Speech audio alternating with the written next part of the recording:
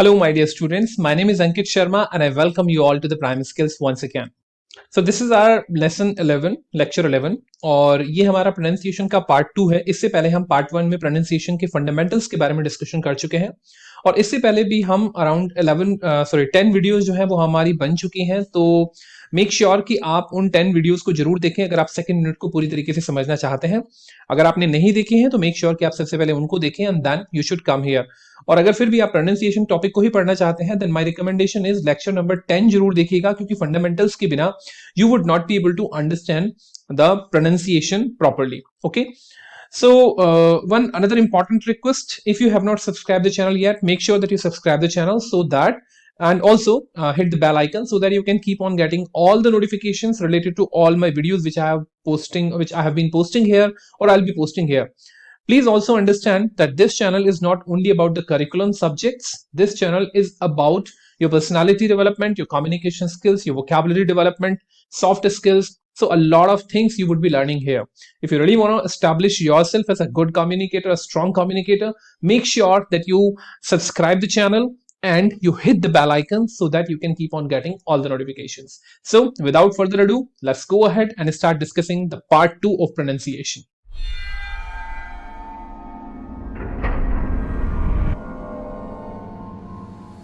So, हमारा जो topic है वो है pronunciation and this is the part 2। इससे पहले पार्ट 1 में हमने अपना फंडामेंटल्स ऑफ प्रोनाउंसिएशन के बारे में डिस्कशन किया था बच्चों।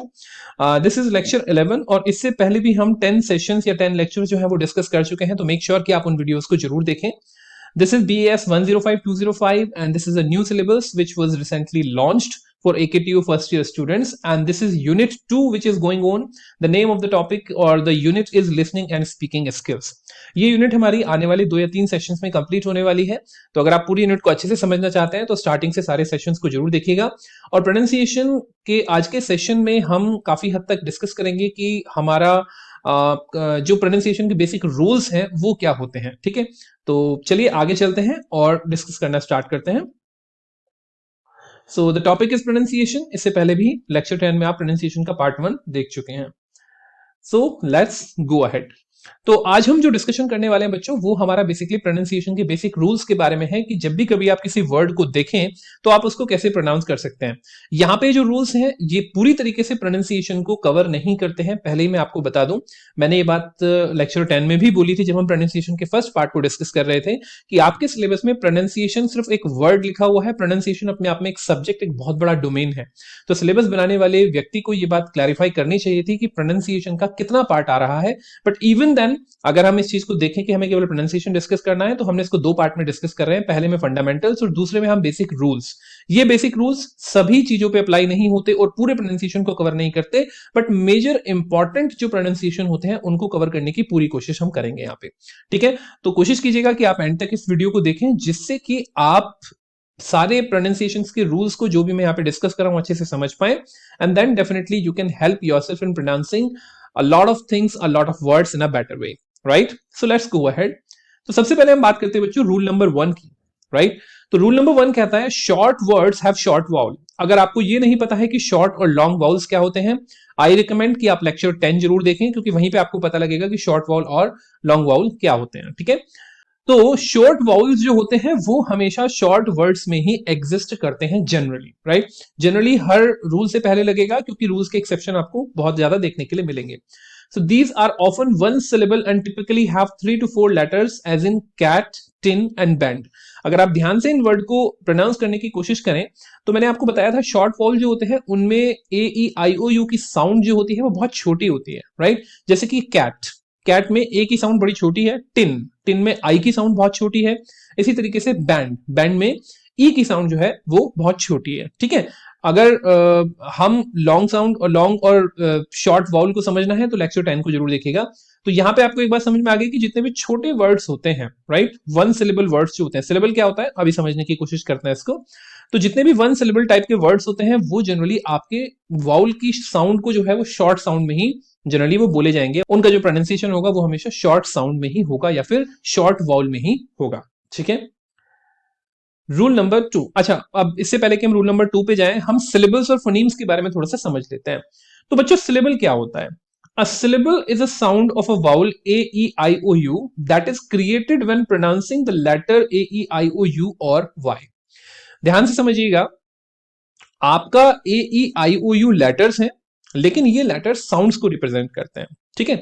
तो जब भी कभी हम ए, ई, आई, ओ, यू की साउंड को निकालेंगे तो उनकी जो साउंड होती है, यानी एक इंडिविजुअल लेटर की जो साउंड निकलेगी, एक इंडिविजुअल साउंड को जब आप प्रोड्यूस करेंगे तो वो आपका एक सिलेबल कहलाता है। इसका मतलब क्या हुआ? इसका मतलब ये हुआ कि जितने आपके जो एक कोई भी एक वर्ड है, उस वर्ड में जितने भी आपके वाउल साउंड्स होंगी उतने ही आपके जनरली सिलेबल्स होंगे, ठीक है। ये आप अभी देखेंगे। The letter Y is a vowel only if it creates an A, E, I, O, U sound. जब Y से आपकी ए, ई, आई, ओ, यू की साउंड आती है तभी आपका Y जो है वो वाउल का काम करता है, उसके अलावा वो हमेशा किसका काम करेगा? कॉन्सोनेंट का काम करेगा, ठीक है।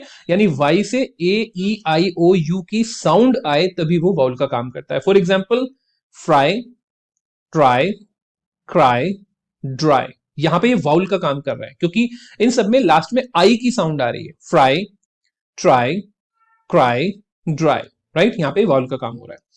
The number of times that you here the sound of vowel is a number of syllable in the word. जितने बार आप वाउल की साउंड एक शब्द में सुनेंगे उतने ही सिलेबल आपके उस शब्द में डिवाइड किए जा सकते हैं, उतने ही सिलेबल उस शब्द के अंदर होते हैं। When two or more vowels are next to each other, the number of syllables depend upon the number of vowel sound. जब दो वाउल एक साथ आते हैं तो वहां पे वाउल की साउंड्स के ऊपर डिपेंड करता है कि वहां पे कितने सिलेबल्स होंगे। फॉर एग्जाम्पल फ्री, जब आप फ्री को देखते हैं तो फ्री में आपके दो ई हैं, राइट, दोनों वाउल हैं और दोनों ई की साउंड दे रहे हैं, लेकिन यहां पे दोनों ई मिलके केवल एक बड़ी ई की साउंड दे रहे हैं, या फिर ये इस तरह से कह सकते हैं कि लॉन्ग वाउल की साउंड दे रहे हैं। तो इसीलिए यहां पे केवल एक सिलेबल होगा।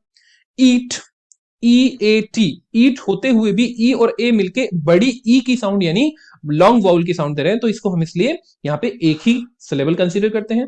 इसी तरीके से बायो, बायो को अगर आप ध्यान से देखें तो यहां पे बायो, बायो, अ और ओ दो की आवाज आ रही है, राइट। जब दो सिलेबल्स या फिर दो साउंड्स यहां पे बेसिकली आ रहे हैं या फिर दो वाउल साउंड्स यहां पे आ रही हैं, तो इस वजह से यहां पे क्या हो रहा है, यहां पे हम इसको टू सिलेबल कंसीडर करेंगे। तो सिलेबल हम जो साउंड को रिप्रेजेंट करने वाले लेटर है उसके बेसिस पे डिवाइड नहीं करते, हम साउंड के बेसिस पे डिवाइड करते हैं। क्योंकि अगर लेटर्स के बेसिस पे डिवाइड करते तो ईट में भी दो सिलेबल होने चाहिए थे, क्योंकि दो वाउल लेटर दिखाई दे रहे हैं वहां पे आपको, वाउल साउंड देने वाले लेटर्स। लेकिन हमें वाउल साउंड देने वाले लेटर्स से मतलब नहीं है, वाउल की साउंड से मतलब है, ठीक है। If a vowel is silent it is not counted as syllable. अगर एक वाउल की कोई साउंड नहीं है या फिर वो अपने वर्ड के अंदर साइलेंट है, वहां पे उसको सिलेबल की तरह काउंट नहीं किया जाएगा। जैसे कि फायर, फायर में जो लास्ट वाला ई है इसकी कोई साउंड नहीं है, फायर, राइट, आर पे जाके आप रुक जाते हैं फायर, तो इस वजह से फायर में केवल एक ही सिलेबल काउंट किया जाएगा, ठीक है। अब जरा कुछ और यहां पे देख लेते हैं। वन सिलेबल वर्ड हो गया फ्री, इसी तरीके से टू सिलेबल वर्ड हो गया ईटिंग। ईटिंग में ई, ए, टी जो एक सिलेबल है वहां पे एक साउंड आ रही है, आईएनजी में एक साउंड आ रही है क्योंकि वहां पे एक वाउल साउंड आई है। Three syllable worrying, worrying, worrying. Syllable की जानकारी इसलिए बड़ी इंपॉर्टेंट है क्योंकि सिलेबल्स आपके प्रोनाउंसिएशन में बहुत बड़ा योगदान देते हैं। क्योंकि अगर आपको सिलेबल्स नहीं पता, अगर आप किसी अच्छी डिक्शनरी को कंसल्ट करने की कोशिश करेंगे, और यहां तक कि अगर आप थंबनेल भी देखेंगे हमारा, तो उसमें भी आप देखेंगे कि वहां पे हमने सिलेबल की फॉर्म में अपने प्रोनाउंसिएशन को डिवाइड कर रखा है। जब तक कि आपको ये नहीं पता होगा कि किस सिलेबल पे स्ट्रेस डालना है, आपका प्रोनाउंसिएशन कभी भी अच्छा नहीं हो सकता, ठीक नहीं हो सकता। तो सिलेबल्स को समझना जरूरी है, ठीक है। कुछ प्रोनाउंसिएशंस आप अगर देखेंगे डिक्शनरी में तो वहां पे आपको दिखेगा, जैसे कि dictionary.com पे आप अगर आप जाएंगे तो वहां पे आपको दिखेगा कि सिलेबल्स को डैश के माध्यम से, जैसे कि हमने ईटिंग में कर रखा है। इस ईटिंग में अगर आप ध्यान से देखें तो हमने यहाँ पे एक ये डैश बना रखा है। ये डैश बेसिकली सिलेबल्स को सेपरेट आउट करने के लिए होता है, और जिस सिलेबल पे स्ट्रेस डालना होता है डिक्शनरीज में, उस सिलेबल को जनरली कैसे लिखा होता है, उस सिलेबल को कैपिटल या बोल्ड लेटर्स में लिखा जाता है, ठीक है। तो इस तरीके से आप अपने प्रोनाउंसिएशन को अच्छे तरीके से समझ पाएंगे। आई होप कि आपको सिलेबल्स और फनीम्स के, अच्छा सिलेबल्स के बारे में समझ लिया, फनीम्स क्या होते हैं, फनीम्स के बारे में भी देख लेते हैं। Syllables different from phonemes in that a phoneme is the smallest unit of sound. The number of syllable in a word is unrelated to the number of phonemes it contains. Phoneme जो होता है वो smallest unit होती है sound की, लेकिन phoneme और syllables दोनों different होते हैं। For example, B यानी ब, देखिए ये जो साउंड या फनीम की जो साउंड हो रही है बेसिकली वो आपको लेटर की ओरिजिनल साउंड को रिप्रेजेंट करता है फनी। ब, क, ट, च, श, ई, ए, घ, इग, और ये सारे जितने भी हैं ये बेसिकली फनीम है। लेकिन अगर ध्यान से अगर आप देखें तो यहां पे आपके वाउल जो है वो डिफरेंट है, वाउल अलग अलग है। ई और ए की साउंड होती है ईयर। अब अगर आप ईयर को देखें तो ईयर के अंदर आपके ईयर ईयर के अंदर आपकी बेसिकली दो सिलेबल्स है, राइट। ईयर के अंदर आपके दो सिलेबल्स हैं, लेकिन यहां पे क्या है, फनीम केवल एक ही कंसीडर किया जाएगा। The word chat is made up of three phonemes, च, ट, राइट। ये तीन फनीम से मिलकर बना है, क्योंकि यहाँ पे च की आवाज भी है, अ की आवाज भी है और ट की आवाज भी है। The word light is made up of three phonemes, ल, ई, ट, light, right. However, both words chat and light have only one syllable, लेकिन इनमें syllable कितने हैं, one। तो अगर एक तरीके से देखा जाए तो जो फनीम है, फनीम बेसिकली आपकी वाउल और कॉन्सोनेंट दोनों साउंड्स, दोनों जो स्मॉलेस्ट साउंड्स होती हैं, सारी साउंड्स को मिला के बेसिकली फनीम बनता है। तो फनीम के अंदर सारी साउंड्स आती हैं, यानी एक कोई भी अगर साउंड आएगी तो वो फनीम की कैटेगरी में आएगी, लेकिन जो आपके वाउल साउंड्स, जो सिलेबल्स होते हैं वो केवल वाउल साउंड से ही रिप्रेजेंट किए जाते हैं, ठीक है। तो आई होप कि सिलेबल्स और फनीम्स में आपको डिफरेंस क्लियर हो गया है और सिलेबल्स और फनीम्स को आप अच्छे तरीके से समझ पाए हैं। अब आते हैं बच्चों रूल नंबर 2 पे। What is rule number 2? Two vowels side by side make a long vowel. अगर दो वाउल एक साथ मिल जाते हैं तो वो हमेशा एक लॉन्ग वाउल की साउंड देते हैं, ठीक है। When there are two different vowels beside each other, they generally make the long sound of the first vowel. पहले वाले वाउल की साउंड को वो लॉन्ग कर देते हैं, जैसे मीट। अब अगर आप इस मीट को ध्यान से देखें तो इसमें हमारे पास दो वाउल हैं, एक है हमारे पास ई और एक है हमारे पास ए। ये दोनों वाउल एक साथ आ गए। जब ये एक साथ आ गए तो पहले वाले वाउल यानी ई की साउंड को ये लॉन्ग कर देंगे, मीट, राइट, मीट, मीट। तो इसने ई की साउंड को लॉन्ग कर दिया, ठीक है। Has the long vowel E sound. The word plain, अगर आप प्लेन को देखें तो यहां पे बेसिकली ए और आई दोनों साथ में आ रहे हैं, तो यहां पे ए की साउंड को आप लॉन्ग कर देंगे, प्लेन, प्लेन, ठीक है। Has a long sound. And the word got, अगर आप गॉट को देखें तो ओ और ए साथ में आ रहे हैं, तो ओ की साउंड को आप लॉन्ग कर देंगे, got, got. Getting my point? तो इस तरीके से जब भी कभी दो वाउल साइड बाय साइड आते हैं तो वो एक दूसरे के साथ मिलकर एक लॉन्ग वाउल की साउंड को प्रोड्यूस करते हैं, और वो लॉन्ग वाउल की साउंड कौन सी होगी, पहले वाले या फिर इनिशियल वाले वाउल की, ठीक है। Rule number 3, keep vowel short before double consonants. अगर आपके किसी भी वर्ड में डबल कॉन्सोनेंट यानी दो कॉन्सोनेंट एक साथ आ रहे हैं तो उससे पहले आने वाली वाउल की जो साउंड होती है वो हमेशा शॉर्ट होती है। शॉर्ट मतलब उसको बहुत ही कम टाइम के लिए आप बोलते हैं, बहुत शॉर्ट तरीके से बोलते हैं। The vowel that come before the double consonant is always in its short pronunciation, क्योंकि वाउल दो तरह के होते हैं, शॉर्ट और लॉन्ग। आई होप आपको ये बात अच्छे से पता है। नहीं पता है तो वीडियो नंबर 10 यानी लेक्चर नंबर 10 को जरूर ध्यान से देखिएगा। To see this, let's look at the difference in the pronunciation between the words diner and dinner, right? अगर आप डाइनर को देखें तो इस डाइनर में आपके आई के बाद केवल एक कॉन्सोनेंट आ रहा है, एन, तो इस वजह से यहां पे आई की साउंड जो है वो लॉन्ग होगी, diner, diner, diner. Getting my point? E जो है वो बड़ा आ रहा है, dinar.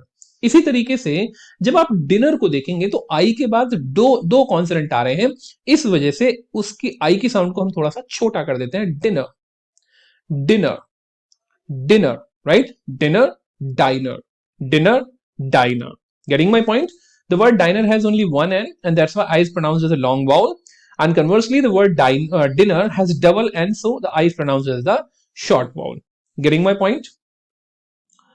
Coming to the next rule, rule number 4, pronounce double consonant as a single letter. अगर किसी भी वर्ड के अंदर डबल कॉन्सोनेंट आ रहा है तो इसका मतलब ये नहीं है कि आपको उसको डबल ही प्रोनाउंस करना है, आप उसको हमेशा सिंगल प्रोनाउंस करेंगे, ठीक है।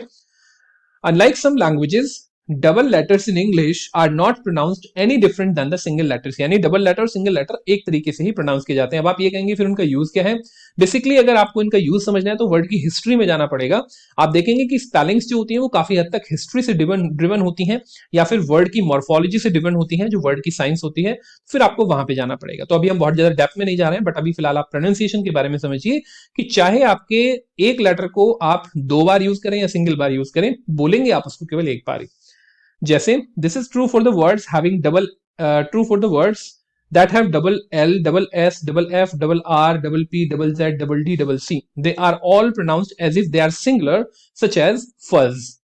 अब यहाँ पे फज में जेड की दो लेटर्स दिखाई दे रहे हैं आपको, जेड जेड, बट ये फज नहीं बोलेंगे आप इसको फज बोलेंगे। इसी तरीके से अकर, OCCUR, अकर नहीं अकर। इसी तरीके से फ्लफ नहीं फ्लफ। Getting my point? तो आप जब भी कभी आपके दो कॉन्सोनेंट एक साथ आते हैं, आप उनमें केवल एक ही साउंड बोलते हैं। Let's go to rule number 5, pronounce double consonant TT as D. जब भी कभी आपको टीटी नाम का या टीटी पेयर कहीं पे भी मिलेगा तो आप उसको डी की तरह प्रोनाउंस करेंगे। The double consonant TT gets reduced to what sounds like a D sound. For example little, little नहीं लिटिल, लैडो, लैडो, टा और डा की मिक्स साउंड आती है यहां पे, लैडो, लिटिल। Getting my point? तो टीटी वाली साउंड को आप थोड़ा सा डा में कन्वर्ट कर देते हैं। Rule number 6, if E is eight the end of the word it's silent. अगर कहीं पे भी ई वर्ड के एंड में आ रहा हो तो वो हमेशा साइलेंट रहता है, ठीक है। Sometimes English words can be confusing if they end in E. Many learners will want to include the E in their pronunciation, but it's actually silent. कभी भी E को लास्ट में इंक्लूड करने की जरूरत नहीं है प्रोनाउंसिएशन में, वो हमेशा साइलेंट होगा।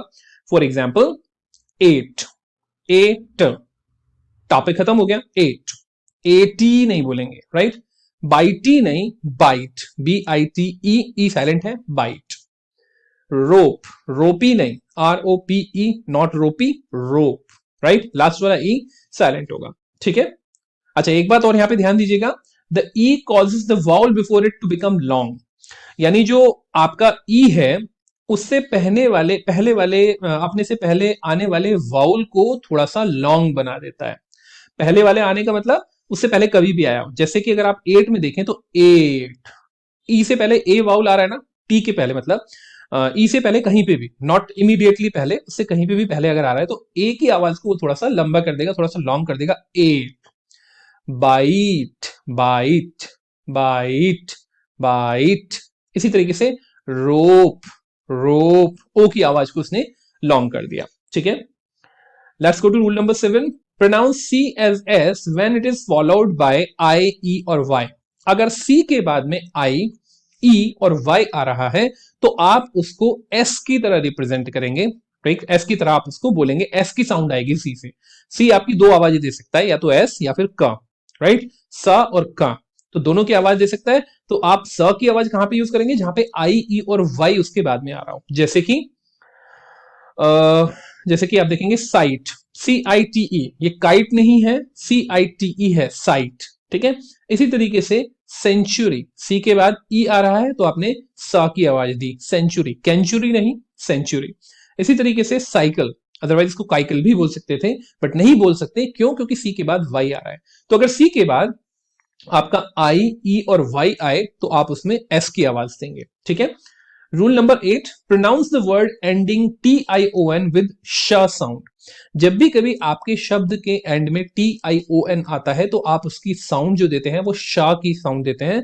शा कौन सा? ये वाला शा, ठीक है, शा, ठीक है। जैसे कि आप यहां पे देख सकते हैं, tradition, situation, position, right. Tradition, situation, position. तो TION की आवाज जो निकलेगी आपकी वो हमेशा प्रोनाउंसिएशन में श की आवाज देगी।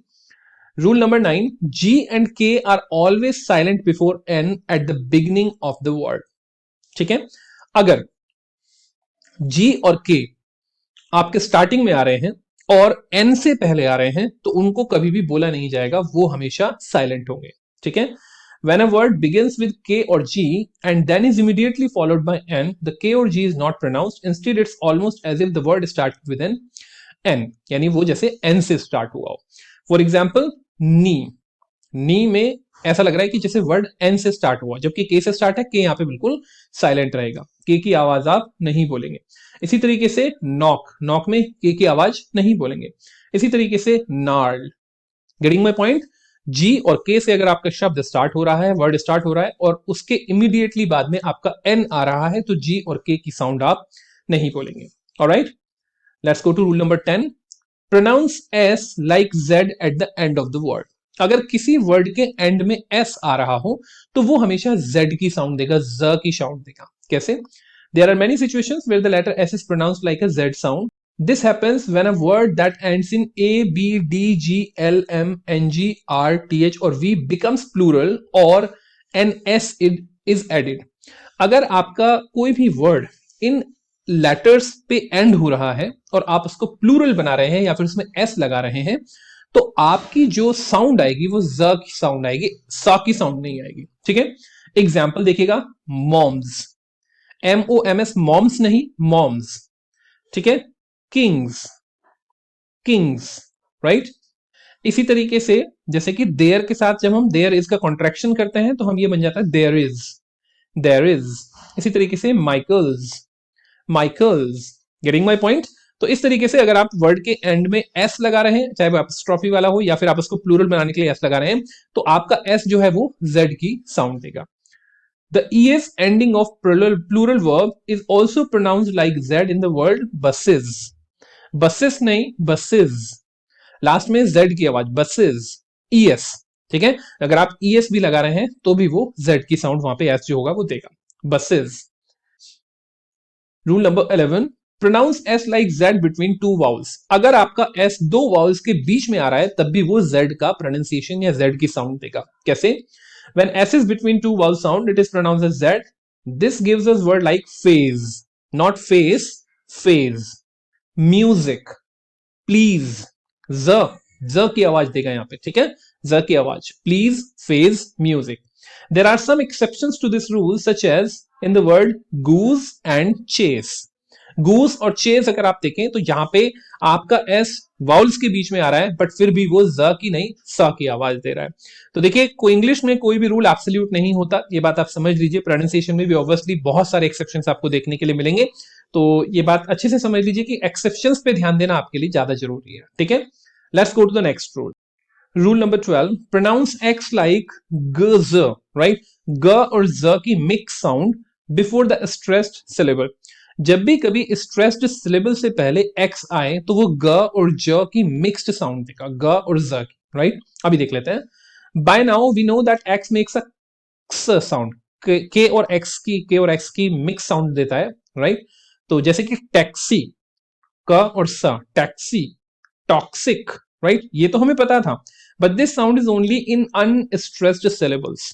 जब आपके सिलेबल्स अनस्ट्रेस्ड होते हैं, अनस्ट्रेस्ड और स्ट्रेस्ड में मैंने डिफरेंस आपको लेक्चर नंबर 10 में अच्छे से बताया था। मेक श्योर कि आप उस वीडियो को जरूर देखें, जहां पे आपको पता लग जाएगा कि स्ट्रेस्ड और अनस्ट्रेस्ड सिलेबल्स जो होते हैं वो कौन से होते हैं या वाउल्स कौन से होते हैं।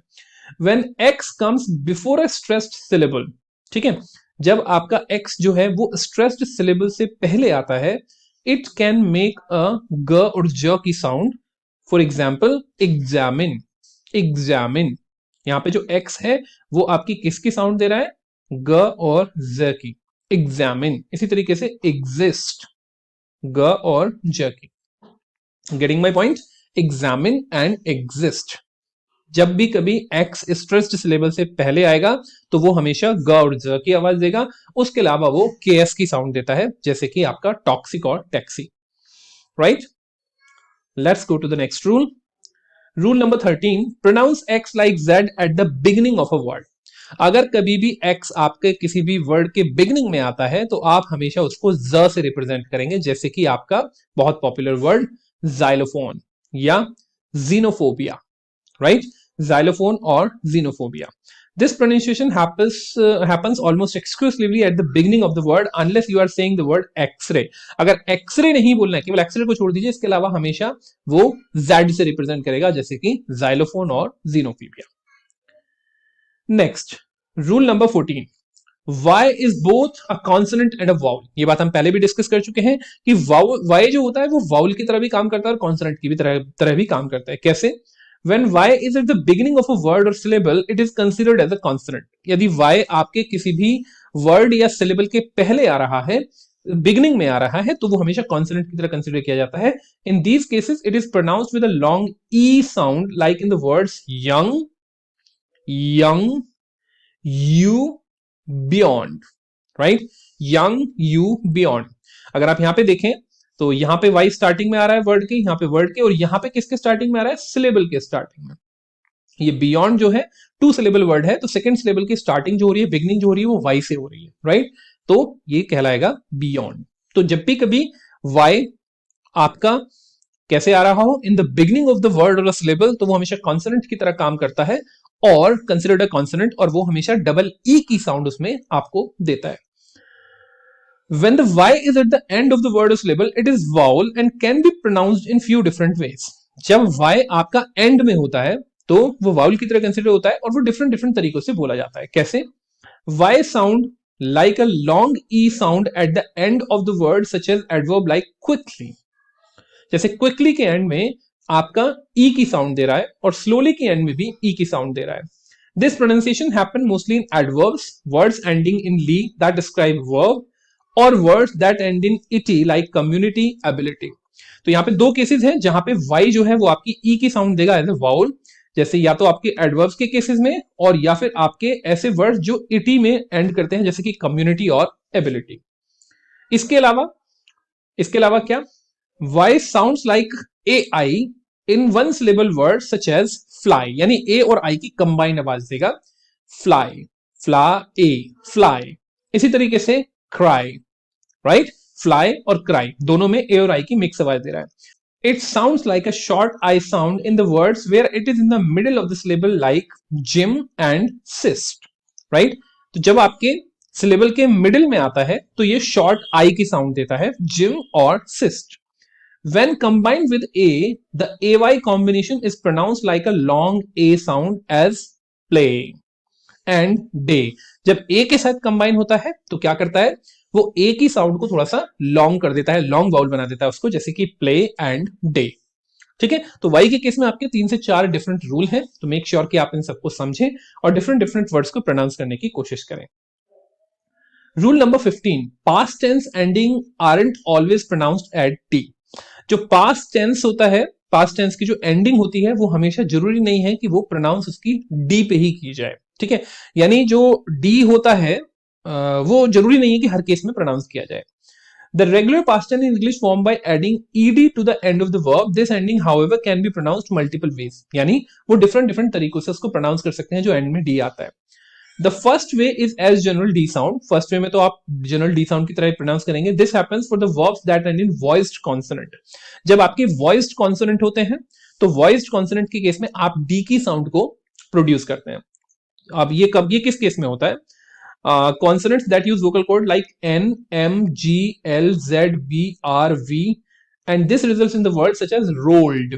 अब यहाँ पे rolled में D को आप प्रोनाउंस कर रहे हैं. Rolled, rubbed, and revved. Getting my point? Rolled, rubbed, and revved. Rule number 16, sometimes H is silent. कुछ समय पे या कुछ टाइम पे आपका H जो होता है वो साइलेंट होता है. ठीक है? Most of the times when an H is at the beginning of the word, we pronounce it by almost letting out a little sigh, such as in heart and humble. Right? Heart and humble. There are few words in which you don't let this little bit of air out and rather pronounce the word as if there is no H, such as honor and hour. कुछ cases में H की sound generally कैसे निकलती है? ह की sound, इसको ग्लॉटल sound बोलते हैं, जो कि अंदर से निकलती है, जिसमें टंग का कोई योगदान नहीं होता. ह. फॉर एग्जाम्पल अगर हम हॉट को बोलेंगे हार्ट, होट नहीं, हार्ट. इसी तरीके से हम्बल, हम्बल, है की साउंड निकालने में, H की साउंड निकालने में आपके टंग का यूज नहीं होता है. लेकिन कुछ केसेस में जैसे कि honour and hour, in cases में क्या होता है कि आप H की साउंड को पूरी तरीके से एलिमिनेट कर देते हैं, जैसे कि H वहां पे है ही नहीं, तो H वहां पे साइलेंट हो जाता है. Hour, honour. ठीक है? Rule number 17, pronounce double O as short U when it is followed by K. जब आपके जब आपका डबल O के बाद में K आता है तो आप डबल O की साउंड को O में U में कन्वर्ट कर देते हैं, वो भी शॉर्ट U. जैसे कि लुक, बुक, वॉक नहीं, लॉक नहीं, लुक, बुक. तो आपने डबल O की साउंड को स्मॉल U या फिर शॉर्ट U की साउंड में कन्वर्ट कर दिया. ठीक है? Rule number 18, pronounce S, Z and G like French speakers in specific words.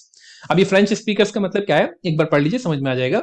The French language had a big impact on the English words and written pronounced. One of the most evident French sound in English in some words such as S, Z और G. जैसे आपका जो G है, हिंदी में अगर आप देखेंगे, उर्दू में बेसिकली आपको ये मिलेगा, जब आपका ज के नीचे एक बिंदी लग जाती है, अगर आप ध्यान से देखें तो ये ज तो होता है हिंदी में, लेकिन अगर इस ज के नीचे बिंदी लग जाए तो ये ज की आवाज देता है, ज या ज की आवाज जो देता है, ठीक है। वही बेसिकली फ्रेंच की साउंड होती है। तो for example, Z is pronounced in a way such as Caesar, ज, सीजर, सीजर नहीं, सीजर। तो ये वाला ज यहां पे हम बोलने की कोशिश करेंगे, सीजर। इसी तरीके से G can also make French J sound in the word regime, regime, regime, j नहीं, j नहीं, regime, right? और in the second word like garage, garage, right? तो जी आपकी इस तरह की वर्ड आवाज भी दे सकता है, गैराज वाली भी और regime, गैराज और regime, ठीक है। तो ये थोड़ी सी जो साउंड होती है थोड़ी डिफरेंट होती है, तो ये अलग तरह की आवाज, ये अलग तरह की साउंड यहाँ पे प्रोड्यूस होती है। S can have French-like pronunciation in the word like vision, vision, measure, right? तो S, Z और G ये सारे के सारे आपकी इस वाले J की इस वाले ज की आवाज देंगे, जिसको ज न बोल के हम क्या बोलते हैं, ज, ज, ज, ज। इसमें क्या होता है, ज में आपकी जो टंग का टिप है वो आपके अपर पैलेट के बिल्कुल पैरेलल होता है, बल्कि टीथ के बिल्कुल क्लोज होता है, क्लोज प्रॉक्सिमिटी में, लेकिन टच नहीं करता है, और उसके बीच में से वो आवाज निकलती है, ज, ज, ठीक है। इस तरीके से आप ये ज साउंड प्रोड्यूस करते हैं। Rule number 19, stress on the first syllable make the word a noun. जब भी कभी आप किसी वर्ड के फर्स्ट सिलेबल पे, अगर कोई वर्ड नाउन या दो different different parts of speech represent कर रहा हो, तो जब भी कभी आप उस वर्ड के फर्स्ट सिलेबल पे स्ट्रेस डालते हैं तो वो नाउन की तरह प्रोनाउंस किया जाता है, फिर वो नाउन की तरह एक्ट करता है। The word stress doesn't only affect the pronunciation of some letter, but it also changes the meaning of some word. यानी स्ट्रेस डालने से मीनिंग चेंज हो जाता है। प्रोनाउंसिएशन डिफरेंट होने से एक शब्द की दो शब्दों की स्पेलिंग सेम हो सकती है, लेकिन किस सिलेबल पे आप स्ट्रेस डालते हैं उसके बेसिस पे डिसाइड होगा कि ये कौन सी पार्ट्स ऑफ स्पीच से बिलोंग करता है। As a matter of fact, changing the stress on some word changes them from noun to verb, ठीक है। When word stress is on first syllable, some words, that word in its noun form, when stress is on the last syllable, the word is in its verb form. जब आप कुछ words ऐसे हैं जिनके अगर first syllable पे आप stress डालते हैं तो वो नाउन बन जाते हैं, और अगर आप उनके लास्ट सिलेबल पे स्ट्रेस डालते हैं तो वो वर्ब की तरह एक्ट करते हैं। जैसे कि प्रोड्यूस, प्रोड्यूस, जब आप इसको प्रो के ऊपर स्ट्रेस डाल रहे हैं, प्रोड्यूस, तो ये नाउन है, लेकिन जब आप ड्यूस के ऊपर स्ट्रेस डालेंगे, produce, produce, produce, produce, produce, produce, तो जब आप प्रो के ऊपर स्ट्रेस डाल रहे हैं, यानी जब आप बोल रहे हैं प्रोड्यूस, तो उस केस में ये नाउन है, लेकिन जब आप ड्यूस के ऊपर स्ट्रेस डाल रहे हैं, प्रोड्यूस, तो ये वर्ब है, ठीक है। नेक्स्ट, इसी तरीके से अगर आप देखें, इंक्रीज, इंक्रीज नाउन है, लेकिन इंक्रीज, इंक्रीज आपका वर्ब है। जब आप क्रीज के ऊपर स्ट्रेस डाल रहे हैं, इंक्रीज, इंक्रीज, लेकिन इंक्रीज, इंक्रीज नाउन है, इंक्रीज आपका वर्ब है, ठीक है। For example, we have to increase our sales to an increase in profit. Getting my point? तो आप किस सिलेबल के ऊपर स्ट्रेस डाल रहे हैं उसके बेसिस पे डिसाइड होता है, उसके ऊपर ये डिपेंड करता है कि आपका वो वर्ड नाउन है या फिर वो आपका वर्ब है। Rule number 20, stress on the first syllable. Okay, I believe कि एक्चुअल में हेडिंग ये नहीं है, so this is the heading, right? The th sound in English is pronounced in two distinct sound, right? जो th sound है वो दो तरीके से रिप्रेजेंट की जाती है, एक तो त से, सॉरी त से नहीं, एक तो थ से और एक द से, ठीक है। th को थ और द दोनों साउंड th के द्वारा हम रिप्रेजेंट करते हैं। कैसे कैसे? The first th sound is voiced, vocal cord vibrate as in the word though, then and they। यानी पहली टीएच साउंड जो होती है वो द होती है, जिसको हम वॉइस्ड बोलते हैं। अगर आप अपने यहां पे हाथ रख के बोलेंगे द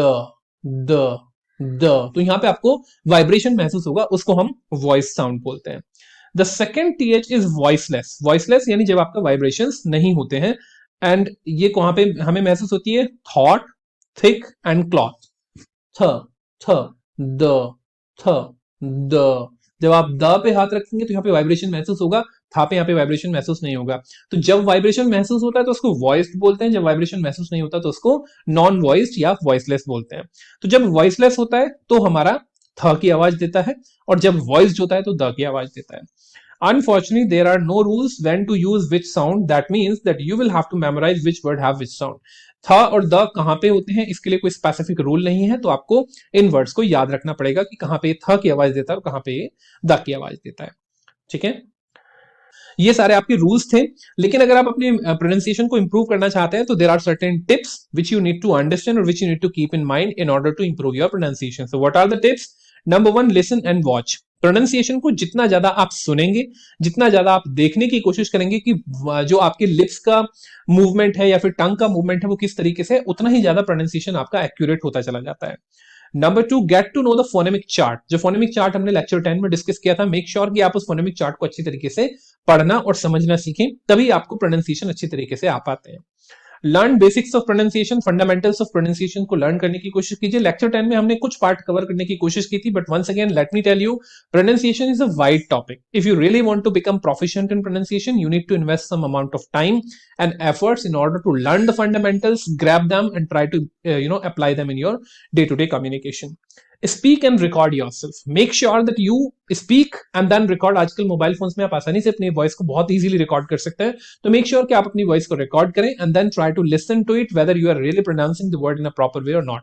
इसके अलावा कुछ एप्लीकेशंस भी हैं, कुछ ऐसे आपके एंड्रॉइड एप्लीकेशन या फिर आपकी बेसिकली आईफोन वाली एप्लीकेशंस हैं जिनको आप डाउनलोड करके आप उसमें अपनी वॉइस को रिकॉर्ड करके और अपने प्रोनाउंसिएशन को चेक कर सकते हैं कि like how you are speaking, whether you are speaking good or you really need some improvement, तो उन applications के माध्यम से आप अपने pronunciation को improve कर सकते हैं। Use mirror to see how you use your lips and tongues. आप अपनी lips और tongues को किस तरीके से move करते हैं, आप अपने mirror में इस चीज को देख सकते हैं। और गूगल पे भी इस तरह का, गूगल में अगर आप किसी वर्ड को सर्च करेंगे तो वहां पे लर्न टू प्रोनाउंस करके एक ऑप्शन आता है, वहां से आप देख सकते हैं कि लिप्स को किस तरीके से मूव करना है, टंग को कैसे मूव करना है। तो they teach you how to pronounce a word. Practise using tongue twister. अगर आपको किसी शब्द को बोलने में या किसी लेटर या किसी साउंड को निकालने में परेशानी हो रही है, टंग ट्विस्टर का यूज कीजिए। जैसे बहुत सारे बच्चों में मैंने देखा है कि उनको स और श में थोड़ी सी परेशानी होती है, ठीक है। तो जब स और श में परेशानी होती है तो क्या होता है कि like you people won't be able to speak और प्रोनाउंस वेरियस वर्ड्स। तो उसके लिए जैसे एक टंग ट्विस्टर यूज होता है, she sells sea shells on the sea shore. तो यहाँ पे स और श की साउंड को रिपीटेडली आप जब बोलेंगे बार बार, तो आपकी टंग जो है वो ट्रेन हो जाएगी, आपकी टंग की मसल्स जो है वो थोड़ी फ्लेक्सिबल होंगी and then you can start speaking स एंड श separately. Speak and practise as much as possible, जितना ज्यादा हो सकता है। देखिए ये एक प्रैक्टिकल स्किल है, आप इसको थ्योरी में नहीं पढ़ सकते। अगर आप प्रोनाउंसिएशन के ऊपर बुक पढ़ लें और आपको लगता है कि आप प्रोनाउंसिएशन सीख जाएंगे, तो ये बिल्कुल इस तरीके से है कि गाड़ी चलाने के ऊपर अगर आप कोई बुक पढ़ लें तो आपको गाड़ी चलानी आ जाएगी, ऐसा कभी नहीं हो सकता। आप गाड़ी चलाने के ऊपर कितनी भी बुक्स पढ़ लीजिए, by the time you don't sit in the chair and you just put your hands on the gear lever and just put your legs or put your feet over those like accelerator, clutch and brake pedal, you would not be able to understand। जब तक आप roads पे नहीं उतरेंगे, जब तक आप गाड़ी को खुद से चलाएंगे नहीं, आप चलाना नहीं सीखेंगे। In the same way pronunciation बिल्कुल ऐसा ही स्किल है, जब तक आप प्रोनाउंस नहीं करेंगे, बोलेंगे नहीं, पार्टिसिपेट नहीं करेंगे, प्रोनाउंसिएशन अच्छा नहीं होगा। Find an accountability partner. Make sure कि आप एक ऐसे पार्टनर, ऐसे व्यक्ति के कांटेक्ट में हो जो हमेशा आपके साथ रहता हो, मे बी योर क्लासमेट और may be your brother sister sibling और whosoever he or she is. That person should try to concentrate on how you speak and you also take care of that, how that person is speaking. In this way you both mutually can help each other in order to improve your communication, your spoken English and of course your pronunciation skills. So make sure have an accountability partner. So that's all my dear students. Thank you so much for watching up to this point. I hope that you understood the second part of the pronunciation. All the rules are really important. Make sure that you implement them. अगर आपको कोई भी चीज समझ में नहीं आई हो, make sure that you ask me in the comment box or maybe through the WhatsApp and the Telegram channel. हमारे WhatsApp और Telegram channel को जरूर ज्वाइन कीजिए, आपको सारे नोट्स Telegram channel पे बहुत आसानी से मिल जाएंगे। Another important thing, if you have not subscribed the channel, make sure that you subscribe the channel and hit the bell icon so that you can keep on getting the notifications regarding all the videos which I have been or I will be posting up here. So this syllabus will be completed most probably by the end of the January. So stay tuned, keep watching the videos. Also do comment, subscribe and share with your friends, share with your colleagues so that they can also be benefited with this course. and if there are any suggestion, do let me know about them. So thank you so much for watching the session, guys. See you in the next video.